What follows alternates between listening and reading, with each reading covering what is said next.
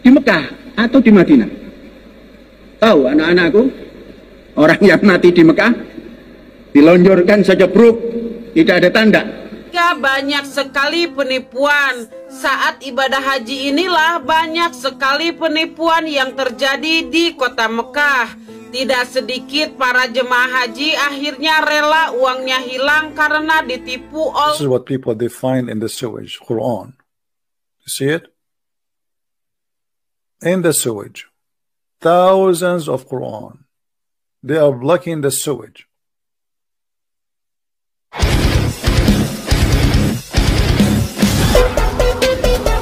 Like a tidal wave.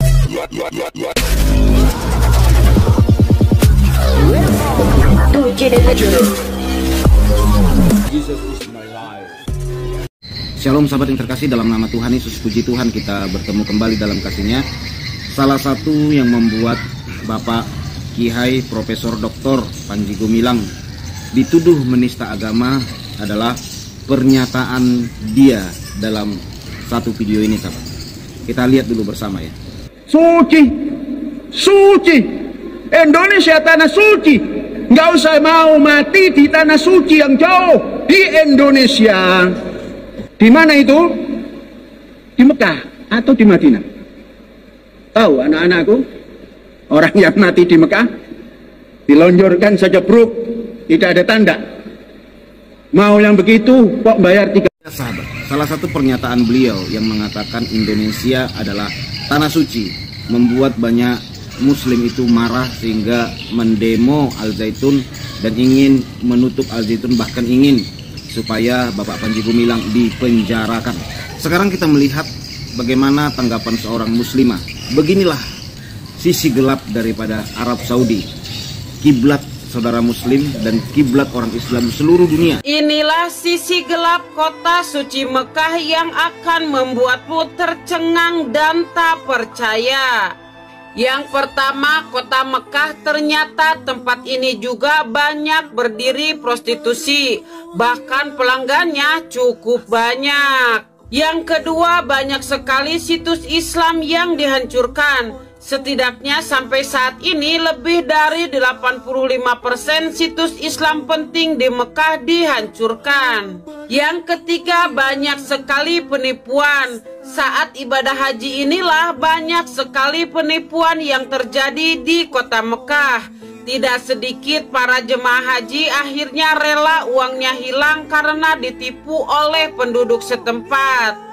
Yang keempat adalah modernisasi yang kelewat batas.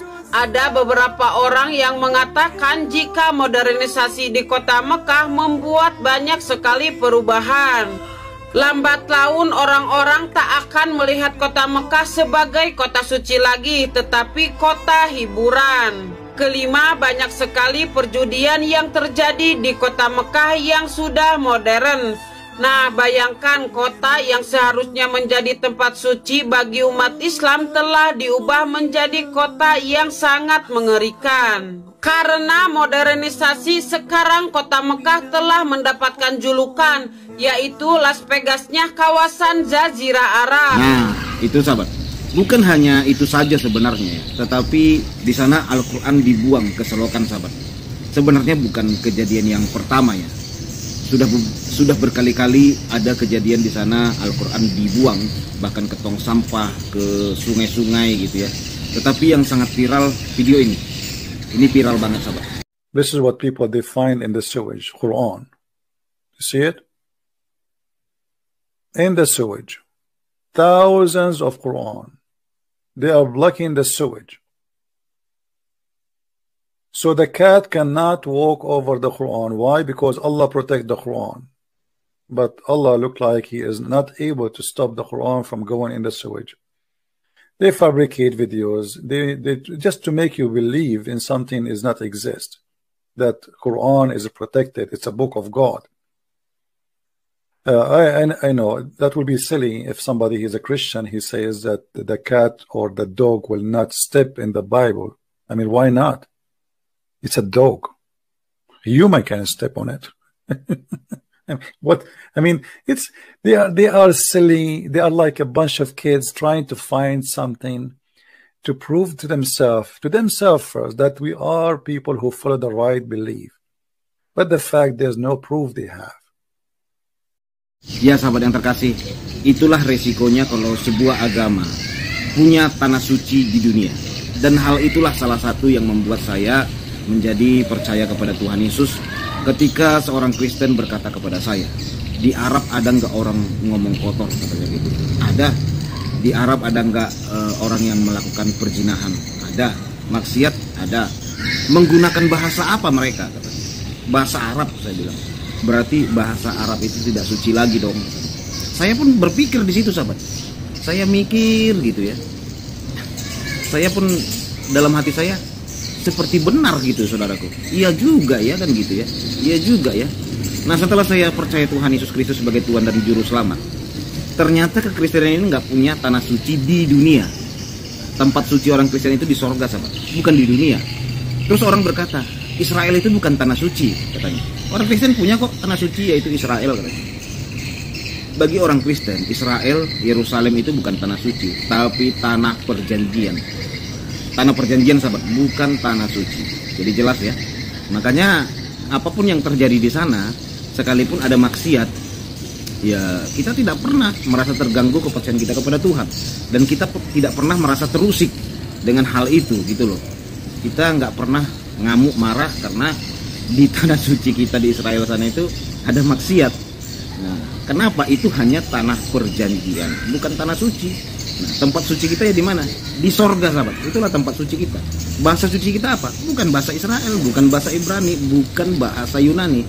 Orang Kristen tidak memiliki bahasa-bahasa dunia yang dijadikan menjadi bahasa suci.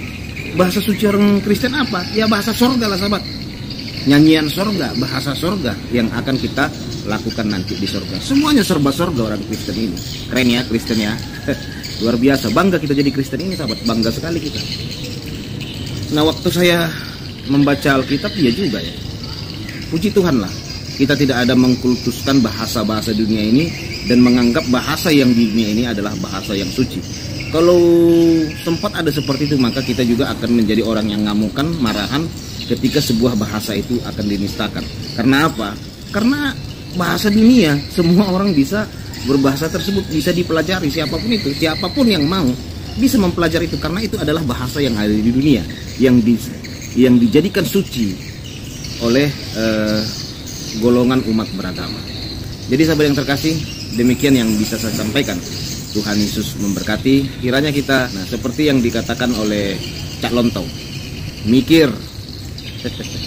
Shalom.